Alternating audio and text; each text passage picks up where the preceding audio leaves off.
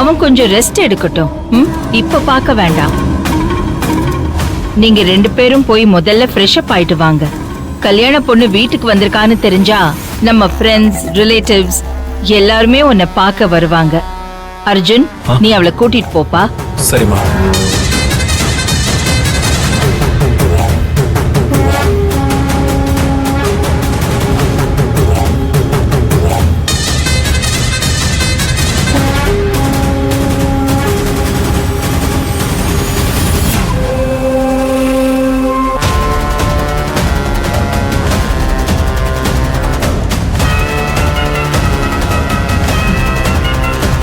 சுபத்ரா, ஸ்ருதி, அத்தை, எந்த காரணத்தை கொண்டும் அபி பேரையோ அந்த தேவி பேரையோ சத்யா முன்னாடி சொல்லக்கூடாது.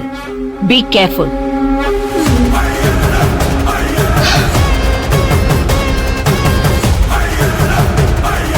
ஏய், அக்கா சொன்னதை ஞாபகம் வச்சுக்கங்க. ஆமா, நீங்களும் உங்க அக்காவும் எங்களை தான் மிரட்டுவீங்க. அப்படியே அந்த சத்யா முன்னாடி அப்படியே வாழை சுருட்டி வச்சுப்பீங்க. ஏய் படி, நொம்ப குட்டதான் இந்த உருட்டல் மிரட்டல் எல்லாம்.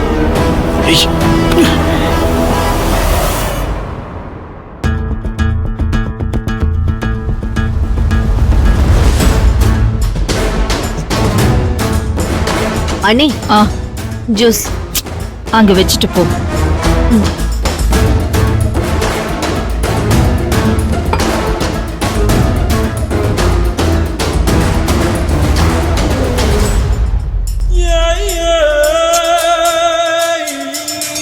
என்ன அண்ணி, உங்களை பார்க்கவே பாவமா இருக்கு. சுபத்ரா, பேச்சுல நக்கல் ரொம்ப ஜாஸ்தியா இருக்கு. யார்கிட்ட பேசுறோங்கிறத மறந்துட்டு பேசுறியா? அண்ணி, தினமும் உங்க உப்பத்தின்னு வளர்ற உடம்பு இது. அது எப்படி உங்களை மறக்கும் அண்ணி? நான் உண்மையதான் அண்ணி சொல்றேன். உங்களை பார்க்கவே பாவமா இருக்கு. சுபத்ரா,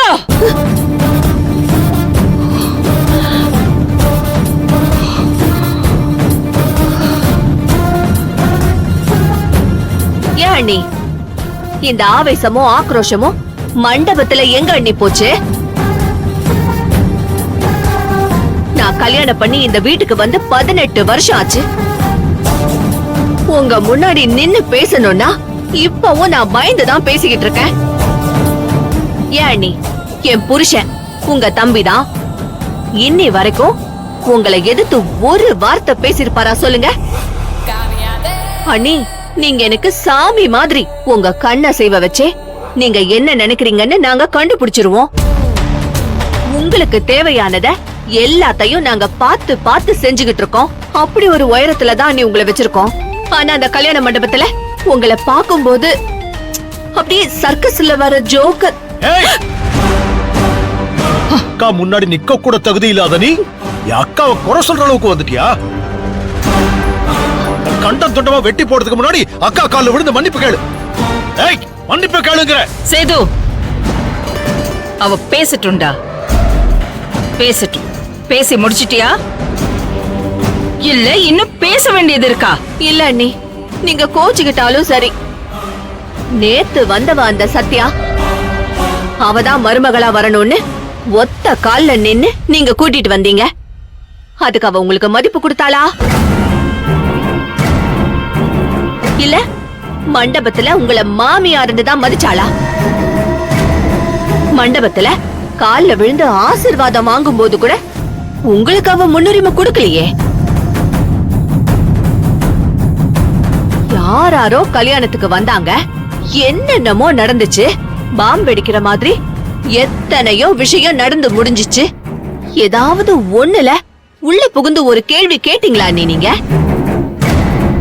கெத்தா ஸ்டைலா சிங்கம் மாதிரி நிக்கிற எங்க அண்ணிய மண்டபத்துல அப்படி உங்களை பார்க்கவே முடியலையே. சரி, நான் தெரியாம தான் கேக்குறேன். நலன் பொண்ணுனா என்ன அப்படியே கொம்பா முளைச்சிருக்க அவளுக்கு? ஏன் அண்ணி அவங்களுக்கெல்லாம் நீங்க போய் அடங்கி போறீங்க? பத்ரா, புலி பதுங்குதுன்னா அதுக்கு பயம்னு அர்த்தம் இல்லடி. அக்கா கத்தி பேசிட்டாடு வச்சுக்கோ, பிரச்சனை அங்கேயே முடிஞ்சிருச்சுன்னு அர்த்தம். உள்ளுக்குள்ள அடக்கி வச்சுட்டாடு வச்சுக்கோ, அது RDX பாம் மாதிரி வெட்டிச்சா குலம் நாசமாயிடும். எங்க கெத்த காட்டணும், எங்க அமைதியா போகணும்னு இந்த செல்வநாயகிக்கு தெரியும். என் கெத்த கல்யாணத்துல காட்டியிருந்தேன்னு வெய், அர்ஜுன் சத்யா கல்யாணம் நடந்திருக்காது. அதுக்காகவா நான் இவ்ளோ பாடுபட்டேன்? எல்லாத்தையும் சகிச்சுக்கிட்டு நான் அமைதியா இருந்ததுக்கு காரணமே, இந்த கல்யாணம் நல்லபடியா நடக்கணும், சத்யா கழுத்துல தாலி ஏறணும்னு தான் நான் அமைதியா இருந்தேன். அப்பங்காசுல செலவு பண்ணிக்கிட்டு திரியிற அவளுக்கே அவ்வளோ திமிரு இருந்தா, ஒவ்வொரு காசையும் சொந்த உழைப்புல உழைச்சி இந்த உயரத்துக்கு வந்திருக்கிற எனக்கு எவ்வளோ திமிரு இருக்கும். கோவில்ல அசிங்கப்படுத்தினது, புடவை கடையில அவமானப்படுத்தினது, மண்டபத்துல கேவலப்படுத்தினதுன்னு எனக்கு எவ்வளோ ஆட்டம் காட்டியிருப்பா. அந்த ஆட்டத்தை அடக்கத்தான் அர்ஜுனை வச்சு அவ கழுத்துல தாலிய கட்ட வச்சு வீட்டுக்கு கூட்டிட்டு வந்திருக்கேன். அர்ஜுன் அவ கழுத்துல கட்டி இருக்கிறது தாலி இல்ல, அது நான் அவளுக்கு போட்டிருக்கிற மூக்கணாங்கயிறு. அந்த நளனோட சொத்து மொத்தமும் என் கைக்கு வரணும். சொத்து மொத்தமும் என் கைக்கு வந்ததுக்கு அப்புறமா அவ என் அடிமை. வாழ்நாள் பூரா என் காலை அமுக்க வைக்கிறனா இல்லையான்னு மட்டும் பாரு.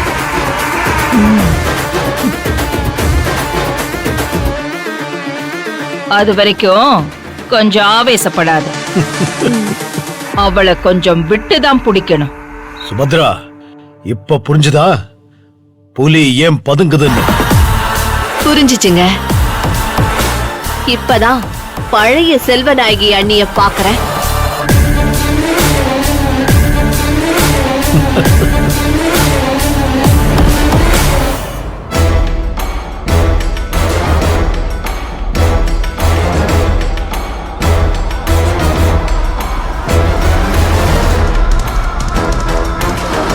எல்லாரும் சேர்ந்து அபிய பத்தி தான் ஏதோ பேசிட்டு இருந்தாங்க.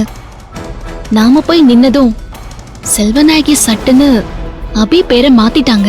அபிய பத்தி அப்படி என்ன ரகசியம் பேசிருப்பாங்க? இவர்கிட்ட கேட்டா நான் அடிக்கடி அபிய பத்தி பேசுறேன்னு இவர் நினைக்கிறாரு. ஆனா நிச்சயம் அபிய பத்தி ஏதோ ஒரு முக்கியமான முடிவு எடுத்திருக்காங்க. அது என்னன்னு முதல்ல தெரிஞ்சுக்கணும்.